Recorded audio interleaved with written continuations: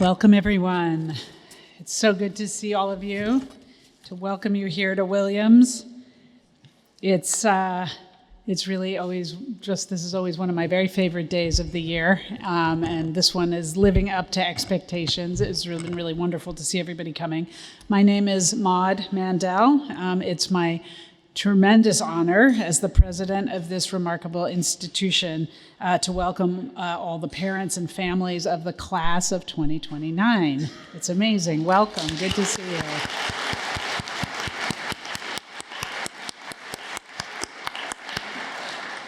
Just before I begin some remarks, I'd like to introduce my colleagues who are here with us today and who will be instrumental in your students' journey here at Williams. Speaking after me will be Gretchen Long, who is the Dean of the College and Professor of History here at Williams. And yes, welcome, Gretchen. And Leticia Haynes is the Vice President for Institutional Equity and Diversity. She is sitting to my right here and is also an alumna of the institution, and we'll tell you a little bit about that as well. So thank you. So we are really thrilled to have all of you here at Williamstown to mark this momentous occasion. For those of you visiting for the first time, I promise you it's really this beautiful all year round. It's exactly like today. And if maybe that's not entirely true, I like to think that a day as beautiful as this one marks the beginning of a beautiful journey symbolically for everybody who's joining us now. I know this is a day filled with complex emotions. I always like to start these remarks, and I think I did this at previews too, by asking who's dropping off the first in your family to go to college. Look at that. A lot of these parents are doing this for the first time. Welcome. And how many of you are going to be empty nesters at the end of this journey? All right. Some of you, I know it's both because it's only children, but that's incredible. And really on either side of that journey, there are, as I say, very complex emotions. As a parent who's been through this myself twice, I have two, a college grad and one who's a rising senior, I know exactly what it feels like to navigate this feeling of pride and excitement. I know you're also saying goodbye, so you're feeling thrilled for the opportunities ahead, but maybe also a little bit anxious, maybe a little bit sad. It's a complex day, and I know that really from having been through it myself. Each day when I write these remarks, I think about all the many drop-offs in new places with my kids as they went through their educational journey. And so I always ask myself, what did I most need to hear from the person like me at the front of the room? What did I want to know in a moment like this? And the answer pretty much always seems to be the same. I try to refresh these remarks every year, but in the end, I sort of come back to the same thing, that parents and families want to know that the young adult that they are leaving with us will thrive and will grow and will be well-positioned for a future of myriad opportunities, and that the people here charged with providing those opportunities will build an opportunity that is supportive and challenging in a good way to position the young people here for those next steps. So really good news, and in some ways the speech can be a short one. My primary message to you today is that the young person you're leaving with us is at the start of a truly grand personal and intellectual adventure. Over the course of the next 4 years, they're going to experience moments of profound joy and undoubtedly some challenges as well that will test their resilience. But their intellectual and personal growth is going to be deep and meaningful and significant. Much of that nourishment will come expressly from the people, the incredible people that make up this institution. Faculty across all division, athletic coaches, staff who believe deeply in the mission of this institution and who do this work because they've dedicated their professional lives to ensuring that our students get the most from this experience that they can. And of course, and you all know this because you picked Williams or your student picked Williams, that at the heart of this project at Williams, at the heart of a Williams education, is the close collaborative relationships between the people who work here and the students who come here, and of course the students with each other. The size of the place allows for intimate relationships that allow learning to occur. So our small class sizes in particular mean that your students won't be the face in a crowd. They will be known by their professors and mentors who will challenge them and guide them in their research, write letters of recommendation, and often become lifelong advisors. I was actually having lunch yesterday with a faculty member here who's also an alum, and who was telling me stories just in the course of the lunch about a couple of students that he had taught here over the years. And what was interesting about the conversation is he was mentioning them by name. These are people who had been graduated years ago, and he was talking about what kind of student they had been and then where they had gone. But what I wanted to share about the story that was really powerful was he was telling me about one in particular with whom that he now sends his writing to for that student who's now a grown-up and has a profession to comment on and give him feedback on. And they've built this kind of now adult exchange relationship as that relationship has evolved over time. And I know that will happen here. It happened to me in the small liberal arts college I attended. It wasn't Williams, but it had that kind of ethos, that two-way street of getting to know faculty as people, engaging with them, but also, of course, deeply being nurtured by that relationship. Of course, it's not always going to be the case. It's not some nirvana that every single class is this lifelong friendship where you end up advising the professor on how to write their books. But the point is, the magic of a liberal arts education happens in these relationships, in the vigorous debates around a seminar table, and in the partnership between the students and teachers with whom they're working. This model of education is more critical than ever in today's rapidly changing world with the rise of artificial intelligence and ever-shifting economic landscapes.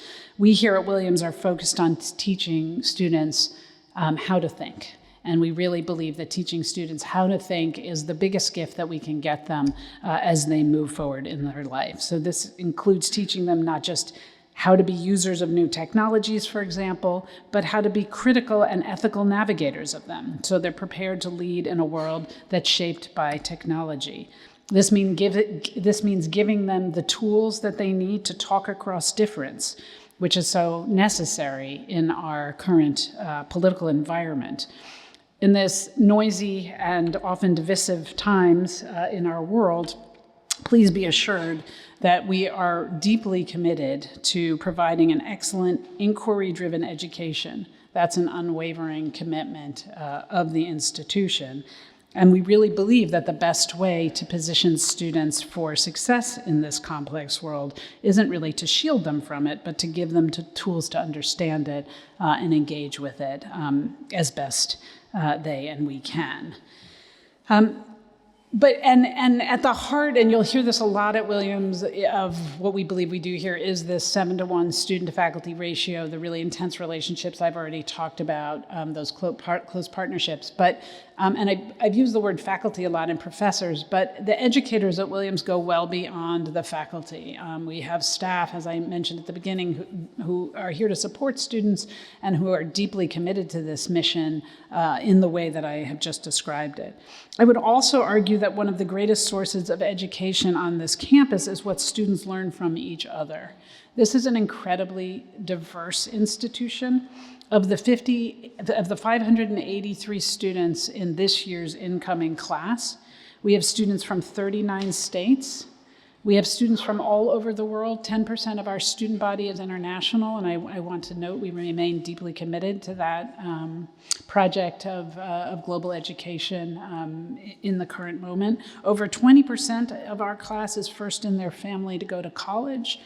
15 have transferred from other institution, and that includes community college students. It also includes 5 veterans. 10% of our student population have a parent who came to Williams. Something like 35+% are varsity athletes. We just have an incredible diversity of people here. And what we want to do, and what we are committed to doing, is fostering an environment that supports the widest possible exchange of ideas. And we believe here at Williams that that happens best through conversation, in classrooms, in dorms, in the quad, on the field, in the dormitories. And we encourage our students not only to express their own views with courage, but just as importantly, to listen to differing perspectives and viewpoints so that they can learn through generosity and respect how to engage with that, again, that vast array of diversity that I described. This is, of course, an aspirational goal. It doesn't mean we hit it every day. Students, after all, faculty, staff, we are people, and people don't always hit our highest aspirations, but it is the institutional aspirations, the values we set, and what we seek to achieve. At its core, then, we support this by ensuring that campus resources go to building the faculty and staff talent that will support this endeavor and guide the students through this learning that I've been describing. So you, as it turns out, have a role in this as well. You've done a lot till this point to get your student here, and this is the part of my remarks where I thank you for everything you have done up until this point to position your sons and daughters and members of your family for success at this next stage in their endeavor. They literally couldn't have done it without you. They may not remember that all the time, but we are grateful to you for them and for everything you've done. But your job isn't complete. We have other things in this, another role for you in this journey, but it is a significant one. First, we really encourage you to encourage the student you're leaving here to ask for help.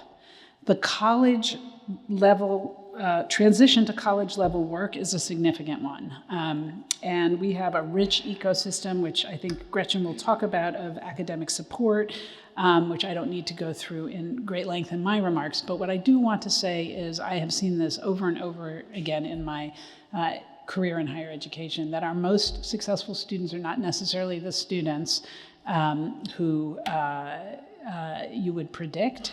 Typically, our most successful students are students who reach out for the resources of support when they need it and who are advocates for themselves in the reaching out for help. Nobody who's come to Williams is a weak student, right? They've all done very well in their lives, but this is a real transition. And so if you're hearing that they have hit a bump in the road, asking for help, and again, Gretchen will talk a bit about those resources, is key to their success. So please encourage them to do that. Secondly, I really hope you'll encourage them to take intellectual leaps. College is about exploring subjects outside of your comfort zone, embracing the joy of discovery. It means taking some risks. It means sometimes not doing very well. So the way that you can encourage them to take risks is actually being okay with the fact that sometime in taking those risks might not work out the way you were used to it working out for them. The whole journey will work out, I promise. They're all going to do fine, but they will get the most out of this experience if they take those risks. And one of my pieces of advice for parents every year is, if you're curious to ask and know something about how that's going for them, you certainly should ask them how they are. We all do. How are you? How was your day? How was your week? But the very best question you can ask isn't how is your class going, but what's something you read this week? Tell me about something that you explored in your class. What was the subject of the class this week, and what's something that you learned about it? And I think you'll be amazed. The first time we did this with our son after his he was home for Thanksgiving, the first year of college, and we asked the question, and I think he stopped talking 45 minutes later. It was amazing, as opposed to class is fine, I like the professor, it was going straight to the substance, and I was like, wow, you've learned a lot. There go my tuition dollars. Yes, right? So that's a really impressive exercise for parents, and it will allow you to encourage them to take those leaps that I'm urging you to encourage. And the third thing is I really would encourage you to trust in their growing independence. They are going to surprise you, and that's a good thing. In fact, if they're taking full advantage of what this institution has to offer, they should surprise you. But it means sometimes they might go in a direction that you don't think is the right direction. And this is the part where I remind you that this is their journey. This is the time where they actually get to start to figure out what is the right thing for them. And I really do encourage you to the best of your ability, trust that independence, which is going to, I think, develop in leaps and bounds as they continue to figure out how to explore their own curiosities and develop their own intellectual pathways.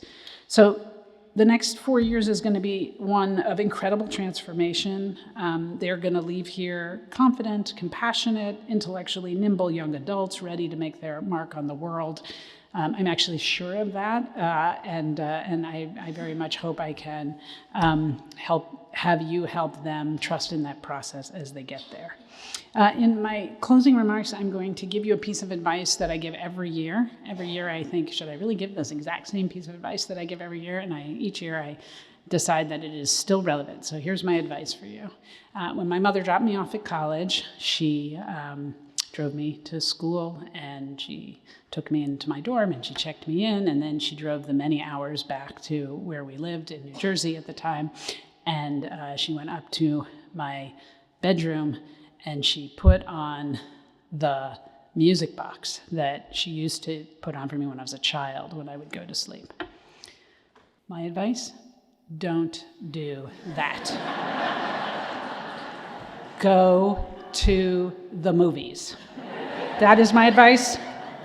I hope this is a wonderful journey for you, and I look forward to hearing all about it. And after my colleagues speak, I hope many of you will be able to come to the reception, and I look forward to seeing you there. Thank you, and welcome to Williams.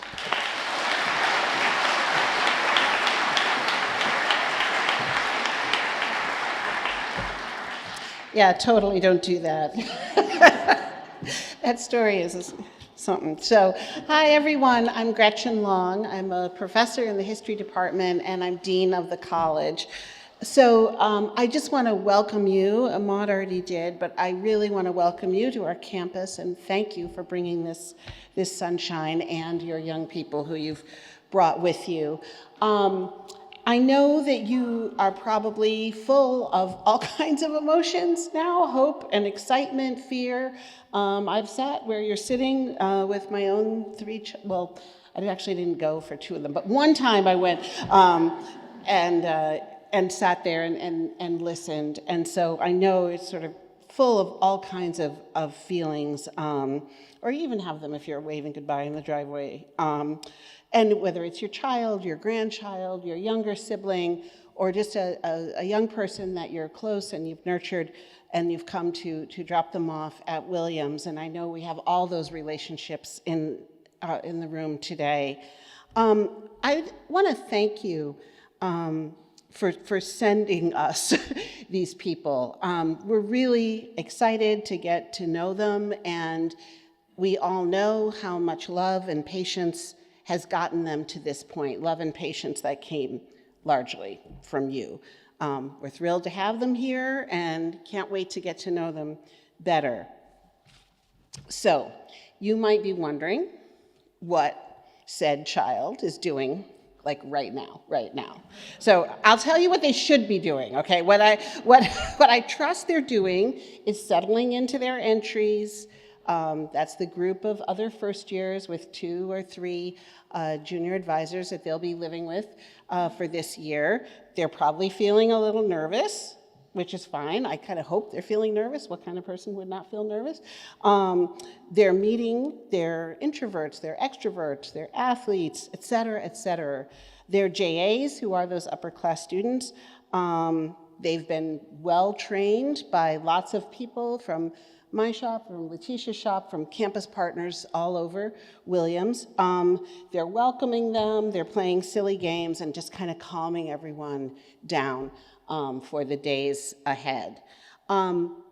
We know that the students have arrived at their entries and that they all came with a richness of character that comes from their families and their communities.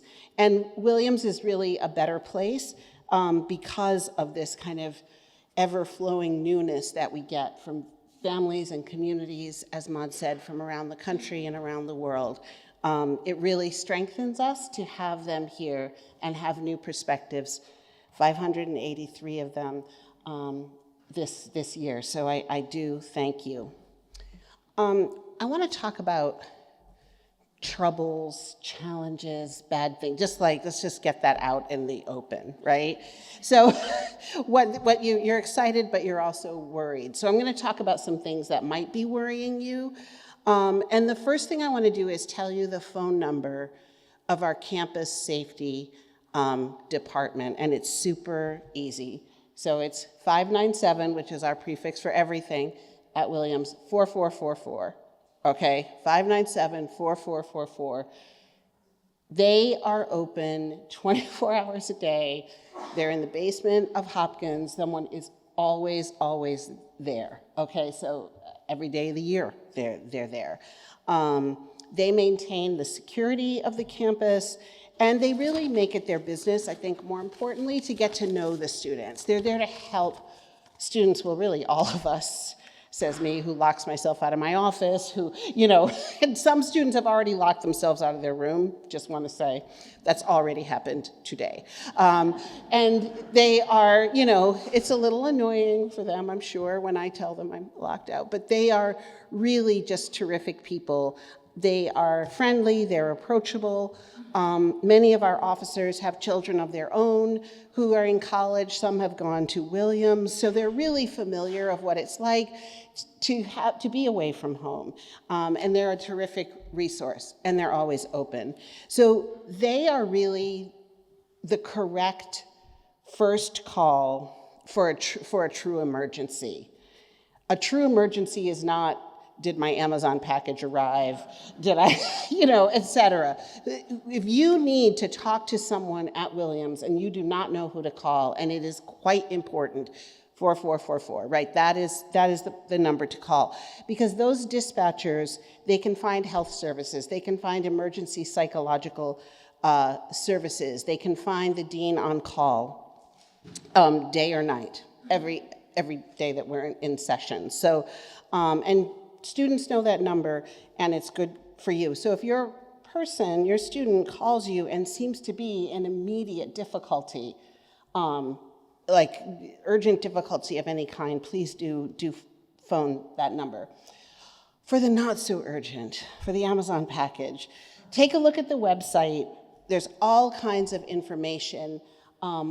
Christina Walsh is the dean for first-year students, and her email is on the website, and she does answer emails that I'll get to what she says and won't say to you in a second. So those are sort of just two places to go, but the website has so many emails and addresses, et cetera. We have a health center. It's down the bottom of Spring Street. They have drop-in hours. I think this year it's 5 days a week. They have drop-in hours, as well as appointments. There's an on-call number. The staff there are in touch with local hospitals. We have specialists who come in a couple times a week. I can get into that if anyone needs me to afterward. If you have particular concerns, you can call and email. Again, they are somewhat limited on what they can tell you about your own child, but that is a resource that your child should know. They can make an introduction appointment. There's no charge for these appointments. If your student has like an ongoing chronic health issue or something a little complicated that might involve complicated prescription delivery, I would strongly suggest they stop by the health center, introduce themselves, and just make an appointment to get that all set up so that we can learn about it and kind of integrate it into daily life in a way. And we have a lot of students who have ongoing relationships with various practitioners at the health center. The health center also has an on-call number for like when they're closed. They're not an infirmary the way we might remember. People don't stay overnight there, but there is someone you can reach. There's a nurse on call. We also have IWS, which is our mental health resource center. It stands for Integrative Wellbeing Services. They offer counseling, therapy. We have a part-time psychiatrist who's a prescriber and a nurse practitioner as well. And that can be short-term or long-term. They have sort of ongoing therapy appointments and relationships with some students. They have quick short-term things. It really depends. And apart from the sort of formal mental health infrastructure, which we have, there's a lot of people to lend a listening ear. Leticia is going to talk more about her staff. There's also chaplains who administer to students, religious and non-religious, from all sorts of faiths. They have deans, peer tutors. There's a lot of places to go, coaches, and so we really do try to support students outside the classrooms. So academics. Maud already said it's really hard to get into Williams. My own guidance counselor told me I would not get in. Here I am. I found my way. I probably wouldn't have gotten in. But our students, your students, have done so well in high school, and we're really happy to have them. But as Maud said, college is a step up, and we want it to be a step up. We want this to be a challenge.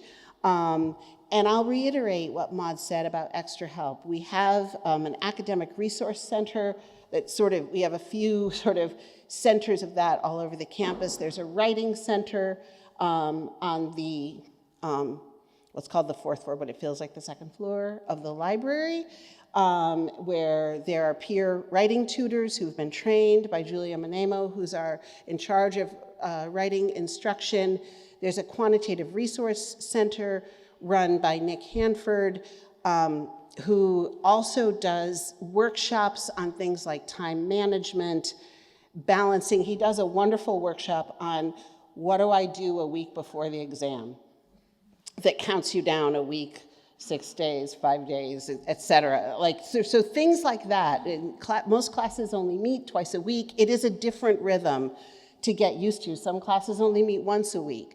So all that kind of thing really is quite different, at least from where I went to high school, where it was every day, you had every class and in the same order. It is quite different. And so our academic resources help with that. The economics department has its own sort of tutoring program, and a lot of our classes, particularly in the sciences and math, have teaching assistants who are undergraduates and also help.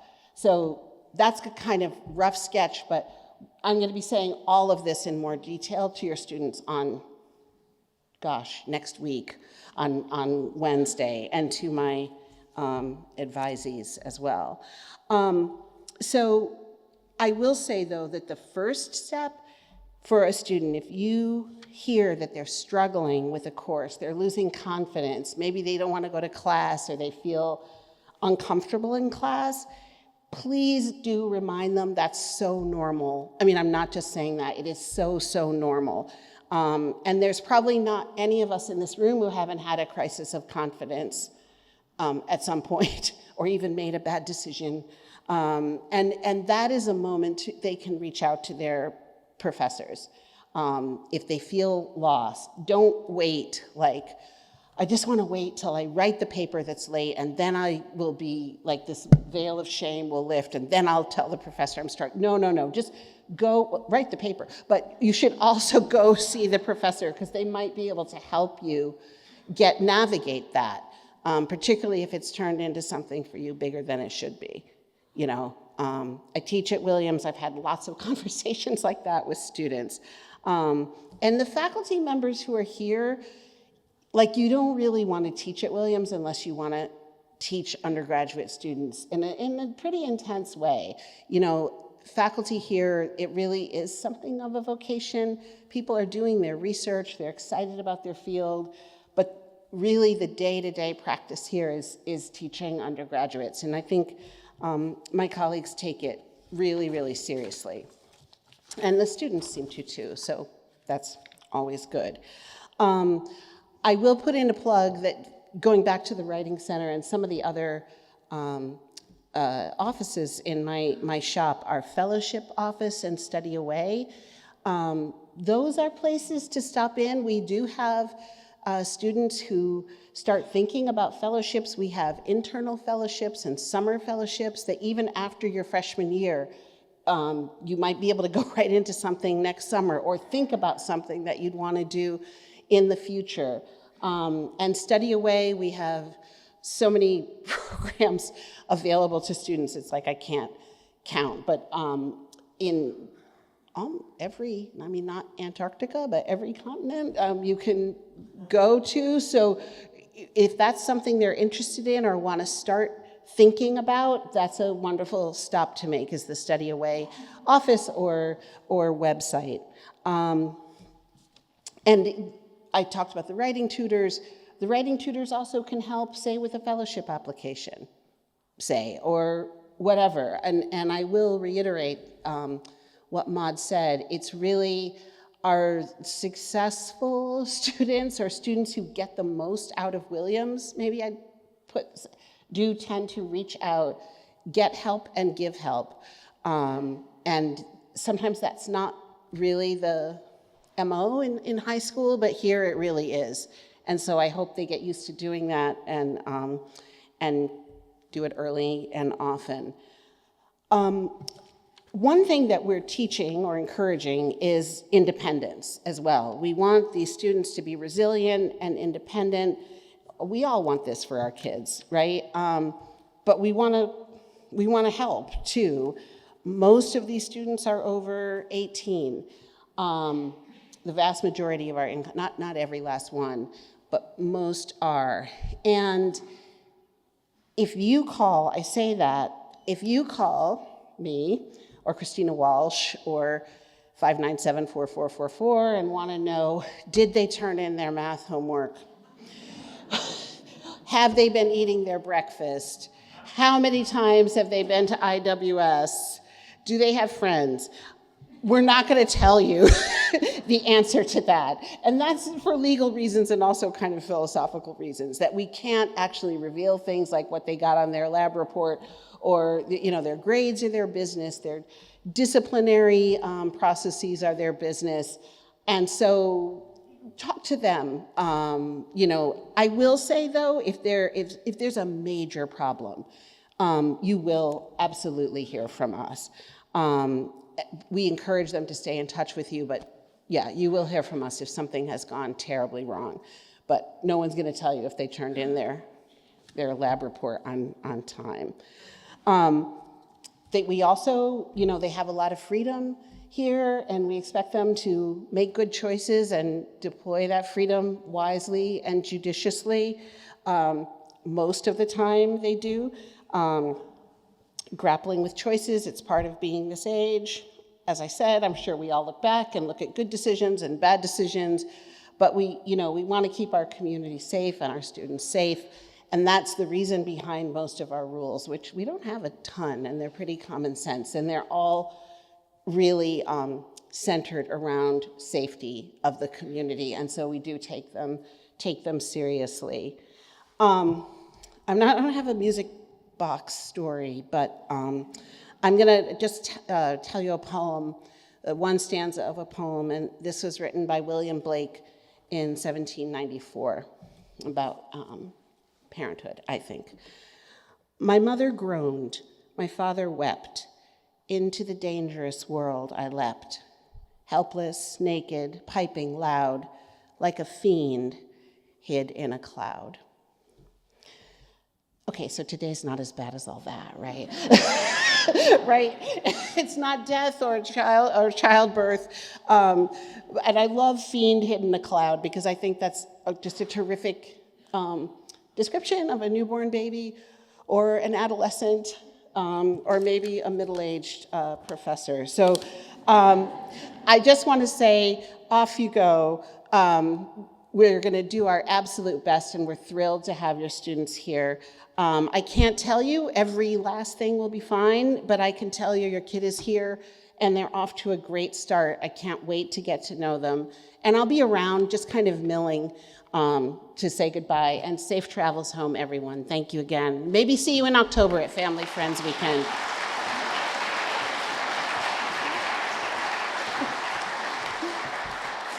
Hi, good afternoon, everyone. Welcome to you all. And again, my name is Leticia Smith Evans Haynes, and I currently serve as Vice President for Institutional Diversity, Equity, and Inclusion at the college.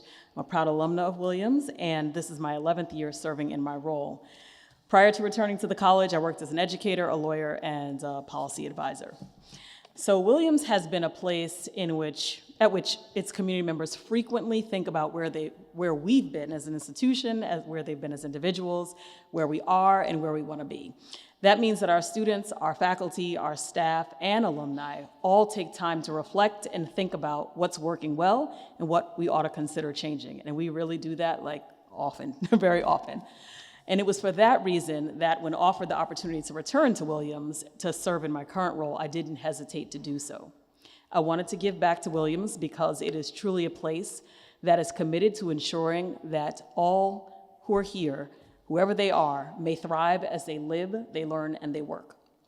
I help guide efforts to conceptualize, define, assess, nurture, and cultivate diversity and inclusion as an institutional and educational resource and priority. Every person in my office works to ensure that all students, regardless of their race, their ethnicity, gender or gender identity, religion, sexual orientation, economic or ability status, first generation or veteran status, have meaningful access to all of the college's resources. And we also are deeply involved in engaging the college community as we support productive communication. And I'm going to give you a few examples of the work that we do. First, I'll refer to the Davis Center, and the Davis Center does advance broad campus engagement with complex issues of identity, history, and cultures as they affect intellectual, creative, and social life on this campus. The team there facilitates collaboration, dialogue, and explorations for social change to create inclusive environments for learning, living, and community. We also oversee the Office of Pathways for Inclusive Excellence, and that does aim to ensure that all students here thrive academically at Williams and also beyond through opportunities and programs that prepare them for and engage them in research, fellowships, and they work to really open the doors to access to education and higher education in particular. In addition, that office serves to connect students to academic and research opportunities on the campus, but also off the campus, which many, many students opt to partake in. We also encourage productive communication. We're very diligent about fostering inter and intragroup dialogue, integrating restorative practices, and helping to resolve conflict when it arises so that people are able to navigate challenging moments and have deep conversations with each other. These efforts center appreciation for individuals' identities and how they are affected by their lived experiences. We also prioritize lifelong learning. We have a suite of workshops for campus constituents and surrounding communities, and our community engagement fellows who are students here are deeply involved in both the development of peer education programs and the delivery of those programs to their fellow students. We're thrilled to have a relatively new space, which you may have seen, and that is the Davis Center, which is a learning, teaching, and working space. And it's ripe with history, expressed and symbolized both in the structure of the building itself, and it's located in Morley Circle, behind Spring Street. If you haven't seen it, please do stop by and take a look. You should know that we'll support all the members of this community in whatever ways necessary and in all ways possible. We recognize that there are many different people that make up Williams. We are not a monolithic community. So have no doubt that if your child needs anything, our doors are open, our inboxes are definitely always open, our phones are never on silent, And in the most wonderful Williams way, everyone here will work closely together and diligently to ensure that our students have an optimal experience. And throughout their tenure here, have no doubt that at this college, they will engage in critical discourse, thoughtful discourse, respectful discourse, and difficult discourse. And there's no doubt in my mind that much of that discourse will touch on issues of identity, culture, and also equity and inclusion. And it's important to know that we are intentional about encouraging and supporting everyone. It doesn't matter. It doesn't mean that we have everything figured out, because we definitely do not have everything figured out, but we do ask questions, and that's the most important thing. What do you need? Can we help you? How can we help you? How are you feeling? Are you enjoying your time inside and outside of the classroom? What can we do to make your experience better? Those are things that we want to know. We engage all members of our community, and we work hard to make sure that everyone here is included. Doing so means that as we develop programs and coordinate curricular, co-curricular, and extracurricular activities to be more inclusive, we have his story, her story, and their story and experiences as very powerful guides. It follows that Williams embraces strategic efforts to foster learning environments that are diverse. And as I close, I want to add that I do not assume that we all have the same or share the same understanding and definition of diversity. When I say diversity, know that Williams strives for identity diversity, what one may look like, cognitive diversity, how one may think, and viewpoint diversity, what one may think. At Williams, we believe that diversity and exceptional go hand in hand. A great college requires exceptional people, perspectives, and problem solving. A great college benefits from including people with diverse perspectives. Differences in identity, race, gender identity, ethnicity, religion, physical ability, sexual orientation, economic status, they all facilitate that. Over the coming weeks, as the first-year class joins this community, it comes to life. The people behind the papers, the essays, and the applications are now a part of the Williams family. Their presence will be seen and felt on and off campus and in our communities. We know that each member of this class is unique and brings with them diversity in thought and being, and for that, we are extremely, extremely grateful. Once again, welcome to Williams, and I hope you enjoy your brief visit.